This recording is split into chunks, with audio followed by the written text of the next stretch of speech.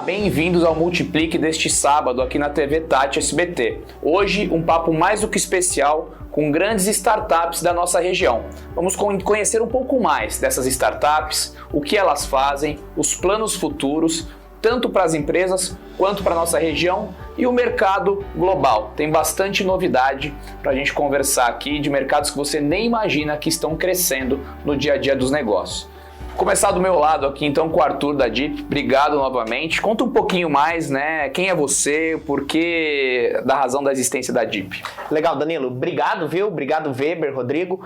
Bom, a Deep ela tem uma visão, Danilo. A visão de que em 10 anos, medir carbono, medir pegada hídrica, medir os seus impactos sociais e ambientais vai ser tão importante quanto hoje é você medir a sua receita.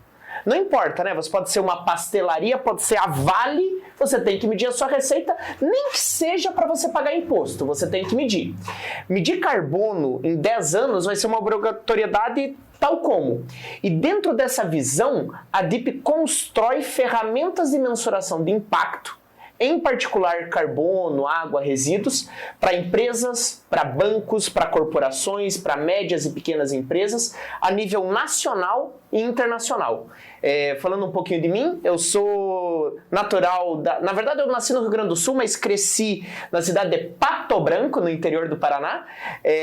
Vim aqui para São José dos Campos para cursar o ITA. Passei um tempo também na Faria Lima, trabalhando com mercado financeiro, capital markets. Cheguei em São José dos Campos para ser diretor financeiro de uma ONG aqui da cidade, o Instituto Alfalume, e fui lá onde eu conheci o meu sócio e a gente pôde começar a empresa. Hoje a Deep tem 2 anos de idade, emprega cerca de 80 pessoas aqui da região e também de outras regiões do Brasil, e trabalhamos então com essa temática. Gostei, o pitch está bem em forma, hein? Tá treinando bastante. Vamos para o Rodrigo então, também uma startup aqui de São José, né? Rodrigo, a Terra Magna, conta um pouquinho. Perfeito, então a Terra Magna começou com 2 engenheiros aqui da região, engenheiros do ITA. Eu vim do Rio de Janeiro, como vocês podem ver pelo meu sotaque. A gente começou com uma ideia de tecnologia, né? Queríamos usar imagens de satélites para resolver algum grande problema da sociedade. A gente identificou que a agricultura precisava desse tipo de sistema.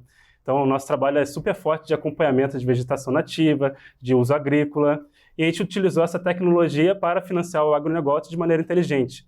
Existem vários financiadores do agronegócio, a gente fala de bancos, mas existe muita burocracia, existem dificuldades de mensurar risco.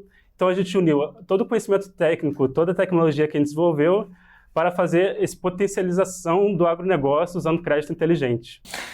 E aí, com a junção das capabilities de vocês tiveram a ideia de um novo negócio e surgiu a Plantc, hoje representada aqui pelo Weber. Conta um pouquinho, então, você que é a junção, né, desses 2 negócios.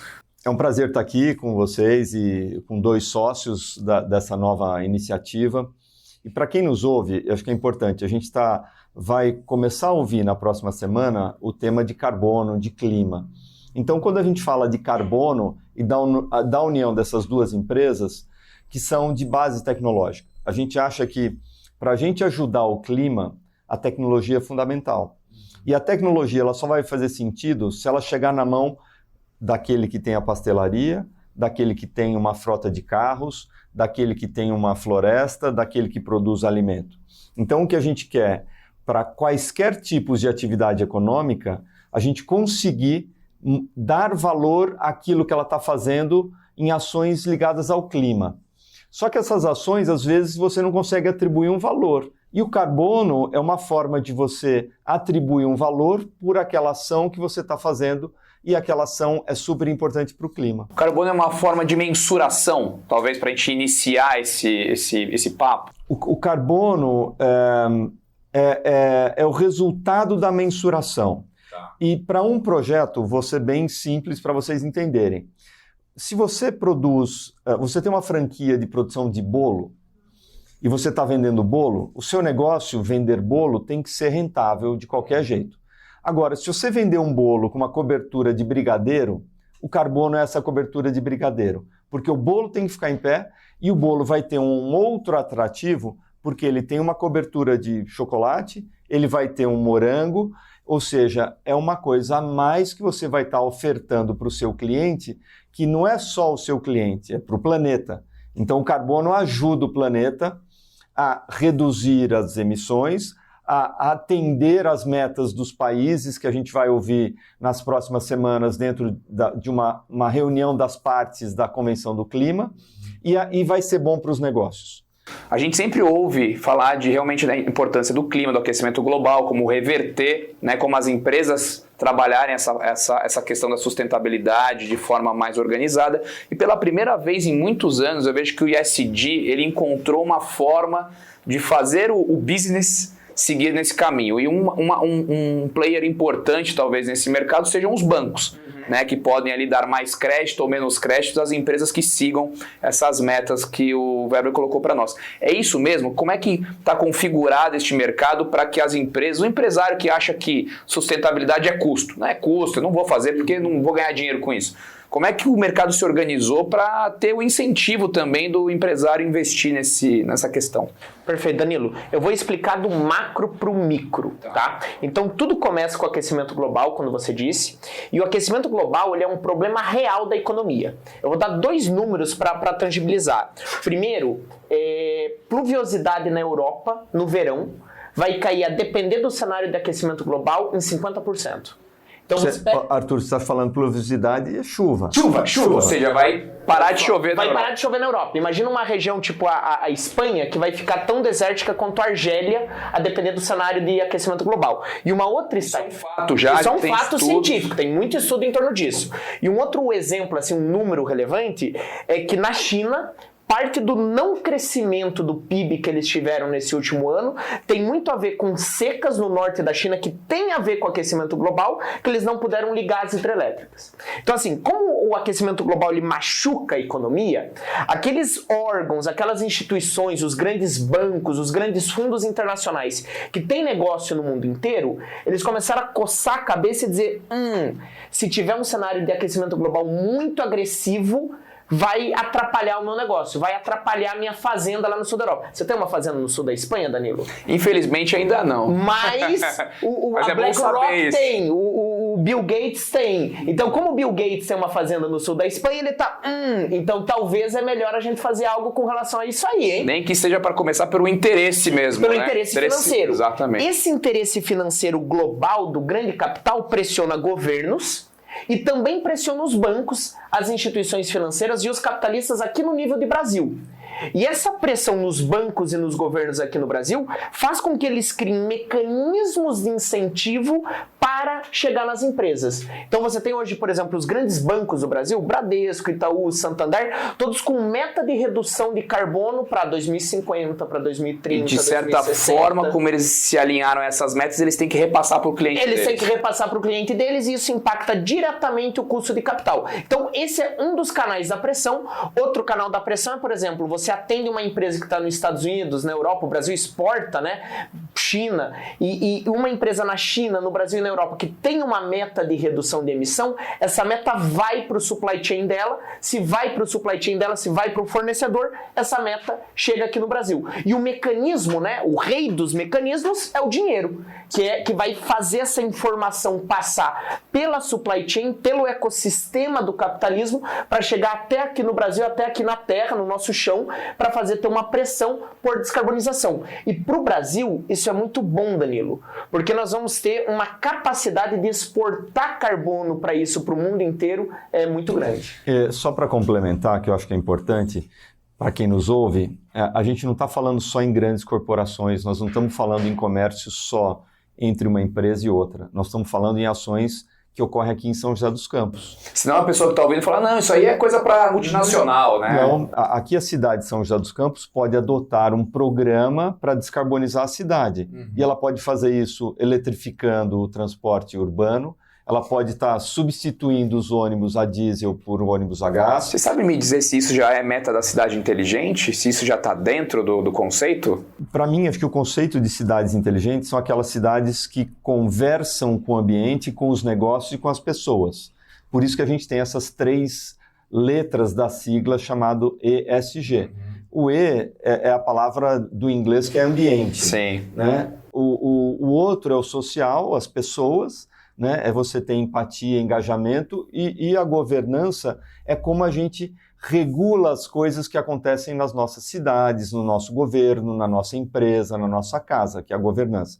Então, as 3 letras, elas compõem ações, e essas ações elas ocorrem em diferentes níveis. Na cidade de São José dos Campos, na esfera estadual de São Paulo, na esfera do país e na esfera entre os países e o planeta. Então, é o que a gente está falando em ações que acontecem aqui em São José e que depois podem conversar com uma outra cidade irmã de São José na Ásia ou com uma outra cidade em outro lugar. Então, nós estamos falando coisas que são do nosso dia a dia e que estão associadas com os riscos.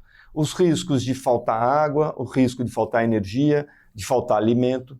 Então, o tema do clima é um tema que vai continuar conosco por muito tempo e o carbono é uma forma de a gente traduzir aquilo no entendimento do negócio, do mercado.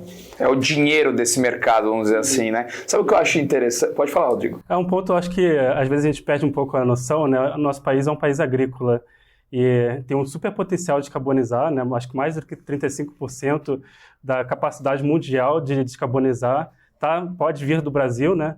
E é muito importante a gente incentivar essa agricultura.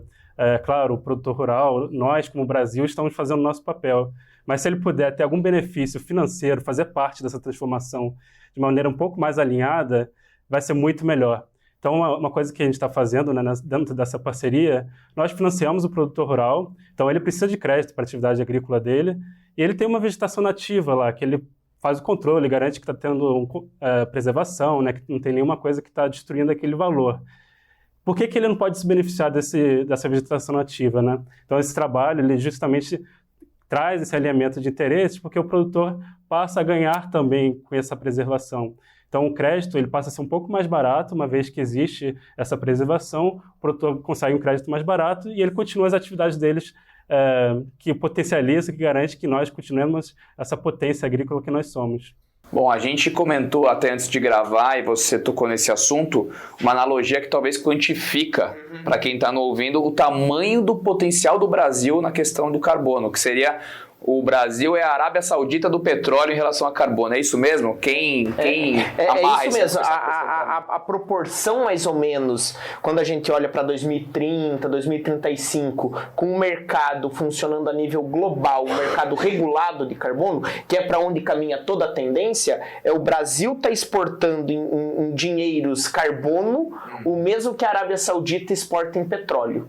E esse dinheiro vai ser um crédito que vai entrar no Brasil justamente para financiar projetos. Então vai ser uma importante fonte de financiamento do desenvolvimento do nosso país a questão do carbono. Se a gente conseguir chegar lá, se todo o ordenamento jurídico conseguir avançar no Brasil, tem alguns cis aí no caminho, mas a direção é essa. Olha, eu sou da área médica hospitalar, né? Então para mim é um grande aprendizado ouvir de carbono hoje. Mas algo que tem em comum é esta morosidade do Brasil, às vezes, em regulamentar algo que pode nos dar uma liderança. Benefício. Foi assim com o etanol. Eu vejo na área médica hospitalar muitas tecnologias que poderiam salvar vidas que não são aprovadas.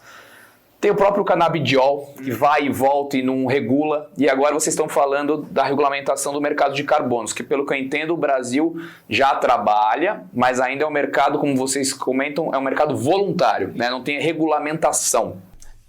Assim, alguns comentários em relação a ser protagonista. O que você está dizendo é assim, a gente pode ser um protagonista muito importante na originação, na estruturação dos projetos de carbono e na venda desses créditos que vão voltar receitas... Na cadeia toda a gente pode ser protagonista. Ao longo de toda a cadeia. Entendi.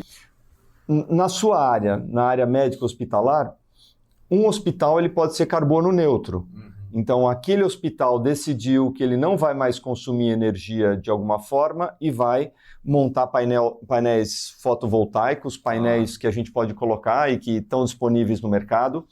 Ele pode conversar com outros ativos que ele usa. Quais os ativos que ele usa? Ele usa água, ele usa insumos que vêm de outras cadeias. Então, a ação de carbono não é uma ação isolada. A gente tem que entender que projetos de carbono não são isolados e exclusivos de nós, da Plant Seed, da Terra Magni, da DIP, é de todo mundo, né? Então você tem uma cidade como São José dos Campos que tem um potencial absurdo, porque tem talentos, tem tecnologia, tem pessoas que podem estar fazendo isso e pode ser uma cidade muito interessante para ter um protagonismo de ser uma cidade carbono neutra que poderia contribuir para o planeta. Então a gente tem que se empoderar. Né? Foi criar aqui esse que nasceu, selo, né? Nós somos pioneiros. E foi aqui que nasceu o carro a etanol. Sim. Então a gente está falando de pioneirismo que aconteceu aqui e a gente pode estar ocupando esse papel a partir das startups, das empresas que estão nascendo, dos jovens que vêm alimentar esse ecossistema. Nós estamos falando de novo num ecossistema de startups, sim, de pessoas que comunicam isso e levam para a sociedade essa necessidade dessa transição para uma outra economia, uma economia de baixo carbono. Eu queria dar um número, Danilo, que é o seguinte, vou perguntar primeiro para quem está em casa. Quantos % você acha que o Brasil é da economia mundial, do PIB mundial? Você tem ideia? Tenho, mas não vou falar. Não vai falar? É em torno de 1,5%. Está um pouquinho maior. Assim, não tá 1,5% agora? 1,5%. É nada, né? A gente é 1,5% da economia mundial. E a gente pode ser 35% do mercado mundial de exportação de carbono. A gente está falando o quê? Quanto que é 35% do mercado desse? Provavelmente vai estabilizar da ordem perto de $1 trilhão ano. O mercado global de carbono. Sim. Então, é um mercado enorme. E claro que esses números variam, mas assim, só para você ter uma ideia de um outro número relevante, o investimento anual necessário para fazer a transição energética do mundo é de $5 trilhões. Então a gente está falando de mercados trilionários e que o Brasil pode ser um player importante a nível global. Sabe o que eu acho interessante que vocês comentaram, se eu pudesse sintetizar um pouco do que a gente já conversou? É que antes, ações de clima, ações de sustentabilidade era algo quase que utópico. Uhum. É coisa de sonhador, uma coisa que você falou... Abraça a árvore, exato, né? Abraça a árvore. Quando você falou, não é da minha alçada. Isso aí é coisa da multinacional, isso aí é coisa do governo, não tem a ver com a minha pastelaria, com o meu hospital, com a minha indústria. Isso já mudou na parte social, na parte de equidade. Quando a gente fala de equidade de gênero, de mulheres em cargo de liderança, de identidade de gênero... Não, isso aí é coisa de multinacional, é coisa de propaganda na TV. Hoje, o pequeno e médio empresário também já se preocupa em organizar isso dentro da empresa dele. Uhum. E eu acho que chegou o momento da parte do ambiente, né? E como você falou, o dinheiro, às vezes, tem uma diferença, né? Tem que ser por meio do dinheiro. Ele consegue ganhar dinheiro, ele consegue se financiar através da pauta ambiental. Porque antes eu via assim, que o pessoal estava mais preocupado em tapar o olho para esse assunto, vamos fazer a economia girar e vamos fingir que não tem nada. A partir do momento que um Bill Gates tem uma fazenda em uma área afetada, a coisa muda. Muda. Mas talvez o que muda muito é que hoje, com esse aparelho aqui, todo mundo está empoderado com as informações que são disponíveis imediatamente. Então, o consumidor hoje, ele pode tomar decisão em relação a quais marcas que ele vai comprar e quais marcas que ele não vai comprar. Então, se você vai uma atitude consciente do consumidor, você vai escolher aquelas que são menos impactantes ou que fazem alguma ação, e para isso você precisa medir. Então, isso não é lavagem, isso não é greenwash. Nós estamos falando que a gente precisa ter métricas, a gente precisa ter algo que o consumidor seja responsável por essa transformação. Então, quando você vai no supermercado e escolhe um ovo que já está disponível, que é carbono neutro, você sabe que alguma coisa, aquela produção de ovos está associada com uma cadeia que veio da soja ou do milho que alimentou as galinhas e as galinhas produziram um ovo carbono neutro. Então, você consegue rastrear tudo isso e aí que a tecnologia entra, porque ela nos ajuda, numa questão de segundos, saber daquele produto que você está consumindo, o que aconteceu ao longo da cadeia. E essas soluções que as duas empresas estão trazendo, e a gente consolidou isso numa solução tecnológica, transparente e viável, que empodera o consumidor. E eu vou colocar mais um pontinho, talvez. Pode falar. Aqui com a parte de tecnologia, porque eu acho que isso é fundamental. A gente fala muito sobre certificações, sobre a visão de um consumidor, né, a respeito do que está sendo feito, carbon free, mas o que garante, né, que todo esse processo está sendo cumprido, que existe realmente uma preservação do meio ambiente. Então, é uma coisa que no dia a dia a gente não sabe, mas o mundo inteiro está sendo imagiado mais do que 3 vezes por dia com satélites governamentais.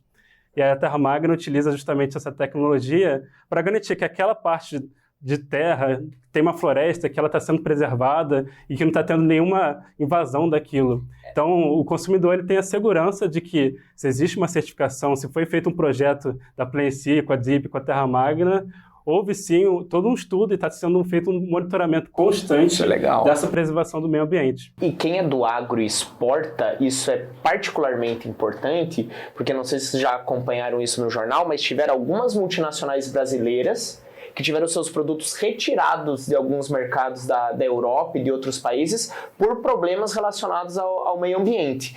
E aí você tá dentro desse ecossistema Plenicy, Terra Magna, DIP, é a certeza que o seu produto, quando chegar em qualquer lugar do mundo, ele vai ter toda essa rastreabilidade de sustentabilidade que vai ser um diferencial. E se isso chega para o consumidor pessoa física, isso já é uma realidade ainda mais forte no mercado que a gente chama de B2B, né? Business to business. Porque hoje o que acontece? As empresas que têm metas de redução de carbono, por exemplo, a Bayer tem uma meta super agressiva de redução de carbono. A Embraer está colocando metas de redução de carbono. Meu amigo, se você está no supply chain desse cara, você já tem uma meta, você só não sabe, entendeu?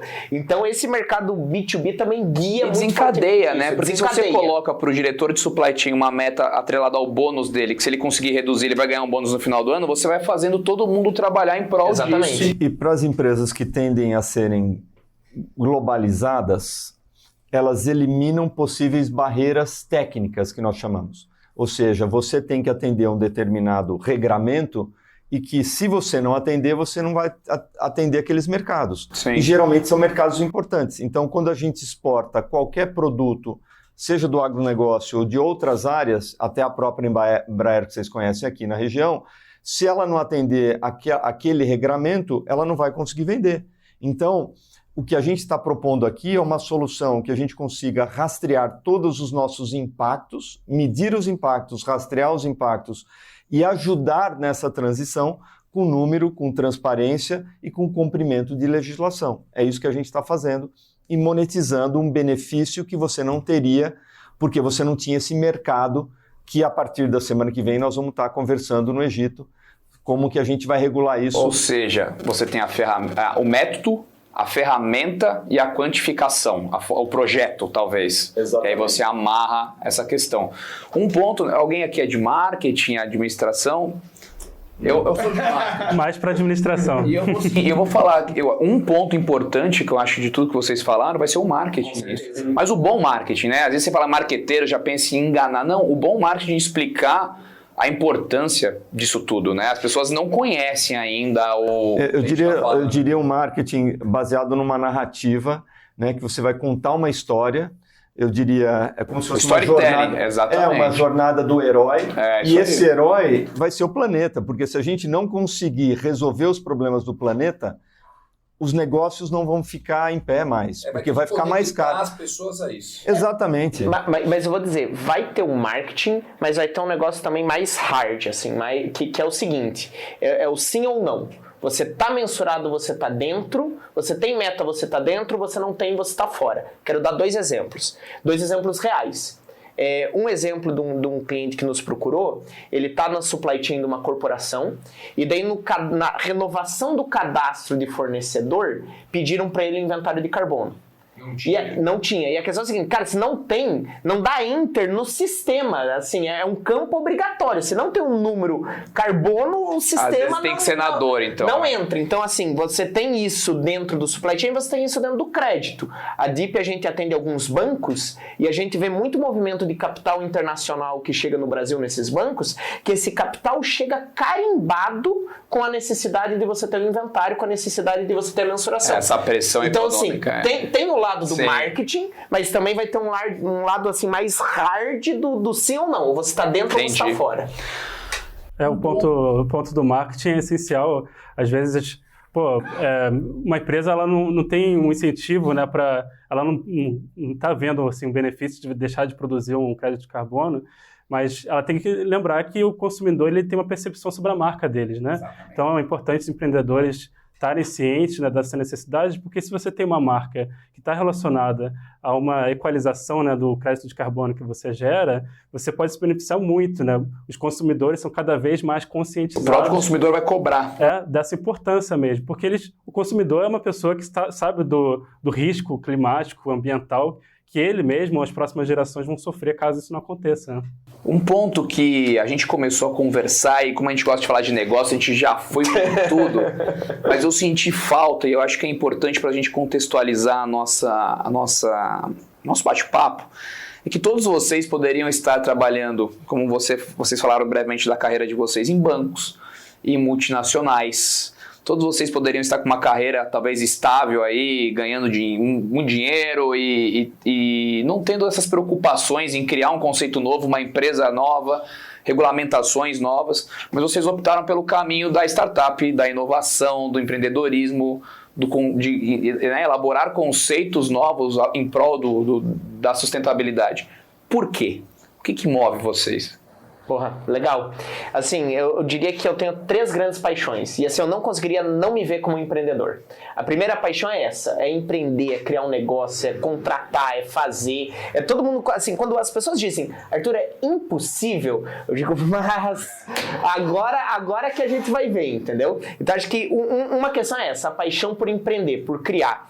A segunda é uma paixão por tecnologia. Assim, eu cursei engenharia, né, no ITA, eu acho que o hard, assim, engineering, assim, você fazer algo pela ciência, pela matemática, pela engenharia, você conseguir criar algo é muito legal. E a terceira é uma paixão pelo tema do impacto social, do impacto ambiental.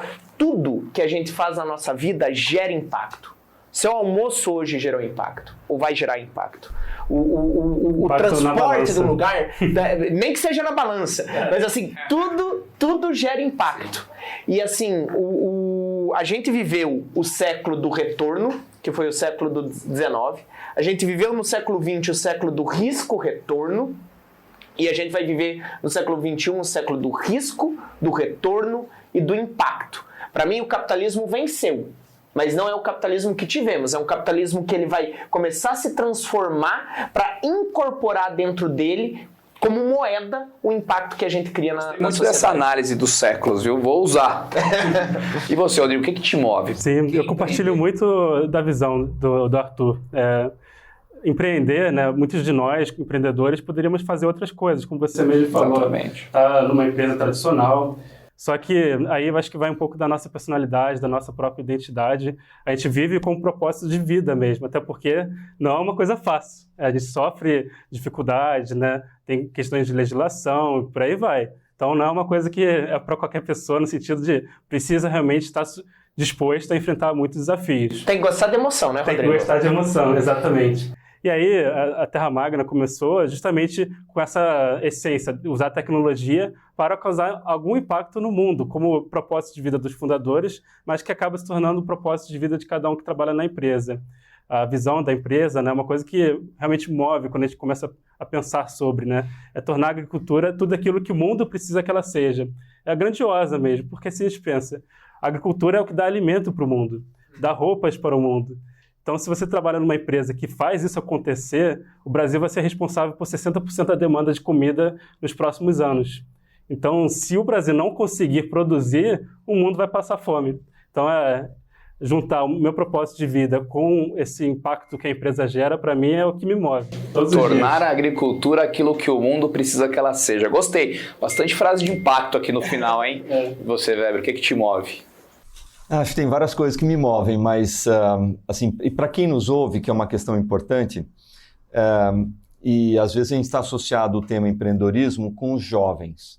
Eu diria que ele é uma atitude muito frequente com jovens, mas para as pessoas também que têm uma meia-idade ou que são mais maduros, que ao longo da vida empreenderam e tiveram quedas e depois conseguiram subir. Então, para mim, mover é a gente entender que a gente vai acertar algumas vezes, que a gente vai errar, que a gente vai falhar e vai começar de novo. Então, é recuperar aquilo que a gente perdeu em algum momento e empreender, para mim, é você continuar à frente apesar de todos os obstáculos. Então, além de ser empreendedor, eu sou professor da USP, né? Então, e a gente criou currículos para ajudar os alunos a serem empreendedores, né?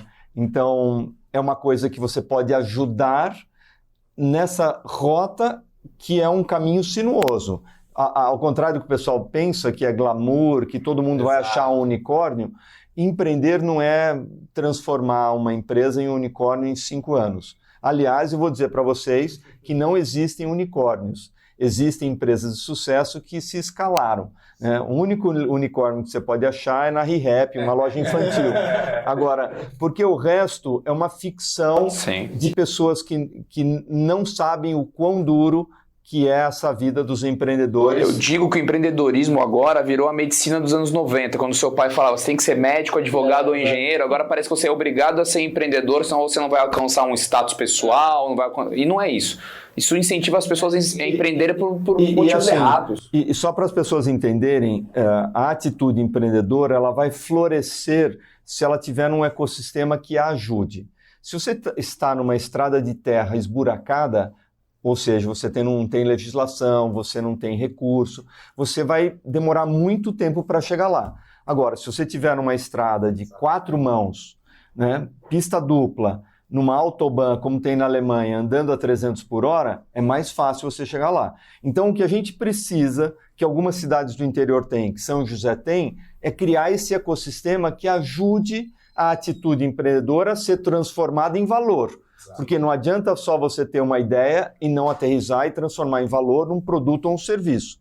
A gente tem em São José dos Campos um parque tecnológico maravilhoso, a gente tem empresas que são âncoras, empresas grandes, nós temos um ecossistema de inovação. E por isso que tem várias startups, vários negócios em torno disso. Ou seja, parte dessa estrada asfaltada está sendo construída. E construída por todos nós, por formulador de política pública, pelo gestor da cidade, pelo estado, pelo município e pelo planeta, de onde parte desse dinheiro vem e a gente quer que continue vindo. São José, eu ia fazer 3 comentários. Primeiro é que São José, de fato, tem um excelente ambiente empreendedor. Assim, para quem nos escuta, quer escolher uma cidade para empreender, para começar um negócio, São José dos Campos é uma excelente escolha. O segundo comentário é que o Weber comentou que ele é professor da USP, ele também é um PhD pela Universidade de Harvard. Isso ele não conta, não né? Não contou, e é de verdade, viu? Ele não é tipo esses PhDs da universidade. Não, ele é PhD pela Universidade de Harvard e trabalha com projetos de carbono desde 1993. Visionário. Desde antes do protocolo de Kyoto. Antes de existir o conceito, ele já trabalhava com esse mercado. Então, a Plancy, ela tem 3, 4 meses de empresa e 20 anos de história, de experiência, de know-how. Muito bom. E o terceiro comentário que eu ia fazer sobre a Plancy, sobre o Weber, tem uma música alemã, uma música assim pop, tipo de um Roberto Carlos da Alemanha, que se chama Heute beginnt der Rest meines Lebens, que significa hoje começa o resto da minha vida. E quando o Weber fez uma reunião de kickoff da Plancy, ele falou essa frase, dizendo, olha, eu tive uma carreira até hoje e hoje começa a segunda metade da minha vida. E eu diria para todos que estão aí na metade da vida, sempre dá para você começar a segunda metade da sua vida, sempre dá para você começar a empreender. Empreender não é a questão de um menino de 25, 26 anos, você pode e deve empreender aos 50, mas empreender é duro. Quem for empreender pelo glamour, não empreenda, porque tem muito mais dias da porrada do que dias que você vai estar feliz por estar ali. Um complemento importante, a gente tem que olhar, e a gente está falando em uma transição da nossa sociedade, e a gente tem 2 grandes transições, eu acho. Uma transição digital, vai ter uma transição energética, e a gente vai ter uma transição social, de como a gente trata... nós estamos vivendo uma sociedade que vai viver mais tempo.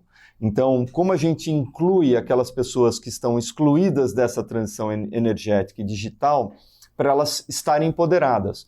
E isso nós estamos falando de cidadania, isso nós estamos falando da governança, isso nós estamos falando de cidades mais inteligentes. Quando você me perguntou, uma cidade mais inteligente é que ela usa todo o seu potencial. Quantos engenheiros que saíram da Embraer, do ITA e outros que estão numa fase de vida que eles poderiam ser utilizados com todo o potencial que eles têm. Os jovens são importantes porque têm energia. O Arthur tem energia, aqui o nosso amigo tem energia, você tem energia. E agora, e toda aquela energia acumulada e sabedoria dessas pessoas que precisam ser incluídas. Então, eu acho que para quem nos ouve, né, e que tem aqui, eu acho que é importante, é como que a gente consegue ter essa transição geracional de ideias, de pessoas, de idades que vão se comunicar e fazer de São José e de São Paulo e do Brasil uma sociedade mais equilibrada e mais justa. Bom, pessoal, acho que eu costumo fazer um encerramento, mas depois dessas mensagens de otimismo e empreendedorismo, a gente termina nosso papo. Pena não ter mais tempo.